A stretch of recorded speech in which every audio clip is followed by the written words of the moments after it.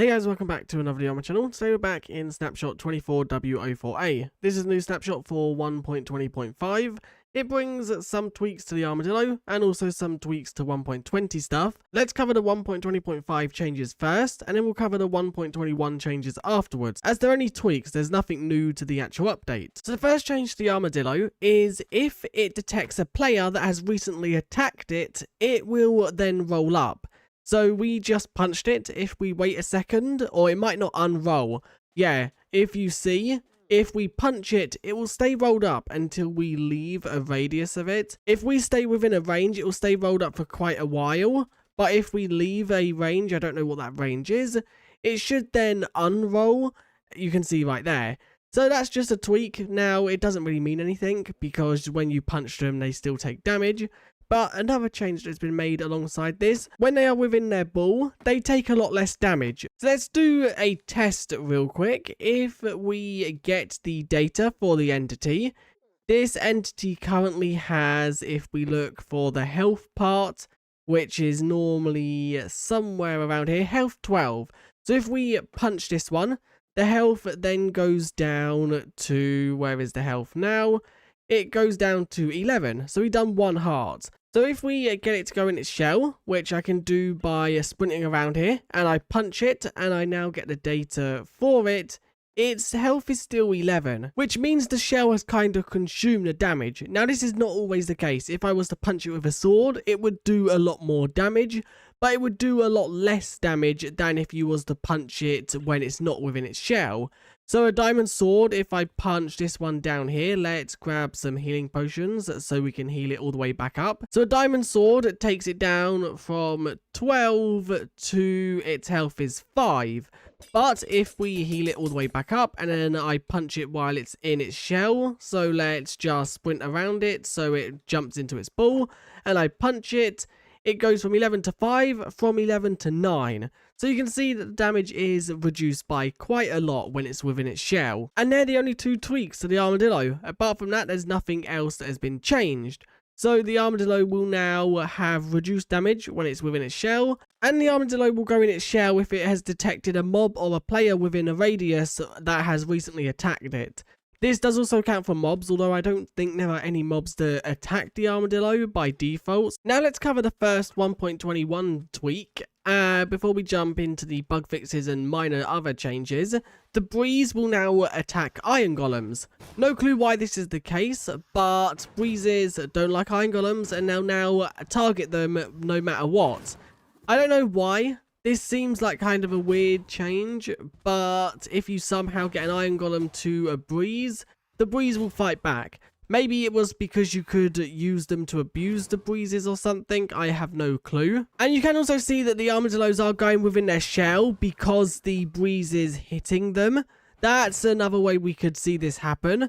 And the breeze ball did also get an update inside of last snapshot, which was 24w03b. If I summon the wind charge, this is what it looks like now. I don't know like the exact changes. I think they just cleaned it up a little bit to make it look a bit neater and nicer. I also like spawning these and then just punching them. If we punch it at the armadillo, you'll see that the armadillo goes straight into its shell. The next change to the breeze is the following mobs will no longer attack the breeze if they are damaged by the breeze wind charge. And this is the skeleton, the stray, the zombie, the husk, the cave spider, the spider, or the slime.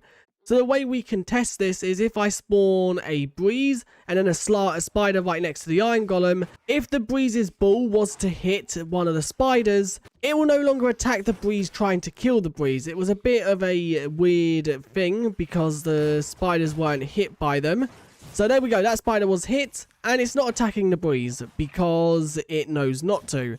Now, I think this change was made just to make the mobs inside of the trial chamber not fight each other. Because before this update, if you was to spawn a trial spawner and then you was to have a breeze hit one of the mobs would then try to kill the breeze rather than killing the player. So I think that's why that tweak has been made, to make the mobs inside of the trial chamber not fight. Although skeletons do still fight each other and things like that, so maybe we might see that changed. Another tweak to 1.21 things is copper grates. if you was to craft these inside of the stone cutter, so we need some normal copper blocks, you will now get 4 in return. So for every 1 block, you will now get 4 as an output.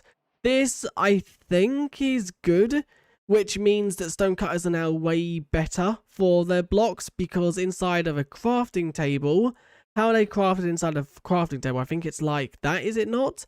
Yeah, and for 4 blocks, you get 4. So it means that you get an extra 3 if you was to use a stone cutter. And then another change for 1.20.5 is this right here.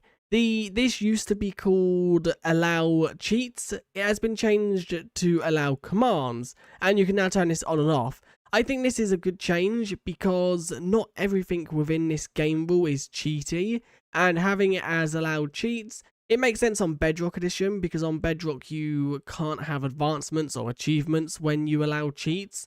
In Java, you can still gain achievements and things like that. There's no downside to enabling this on Java, so I think it's good that they change it to allow commands. A bug fix that has been changed is if you are to take a flower out of a flower pot, it will now group up with other items of the same type in your inventory. Before, it would go into the slot that you take the flower out of. Now, if I take it out, you'll see that it groups up with the other torch flowers. This is extremely good for survival players because your inventory could become very cluttered if you empty a load of flower pots that have different flowers inside of them. There was also a bug where breezes didn't retaliate or attack mobs on sight. They'd try to flee or run first. Well, that is no longer the case, and they'll now attack as soon as they see a target they can attack. So this snapshot is pretty small. It only includes the armadillo changes and then the allowed cheats, but there are some technical changes. Once again, I'm covering them within the patch notes because I don't know how to show them in game. So data pack version is now 29, and they've added an option to use faster region file compression algorithm on dedicated servers. Now, I don't know exactly what this means. They have also introduced changes to optimizing worlds. This is really good to see that they're actually trying to make it so worlds are optimized now. They have also improved server TPS debug chart and reduced time needed to generate explorer maps to buried treasures. That is a huge fix. There would be so many times where you could completely crash a world, a server, anything, just by trying to open a shipwreck and generate buried treasure. So it's really good to see that that has been changed. I wonder if it is a good change or if it's just slightly. And they've also improved the server TPS bug chart, which you can see the changes right there. And then there is also Datapack version 29. They have added a new command called a transfer command. This is to do with last snapshot's transfer packets.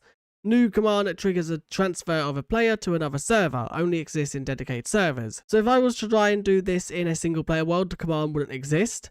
And you can see how the command works, transfer hostname, port, and then players. But anyway, that is it for this snapshot. It is an extremely small one, but I think the changes they have added are pretty decent. They've made some changes to the armadillo and also the breeze and copper, which I think is really good.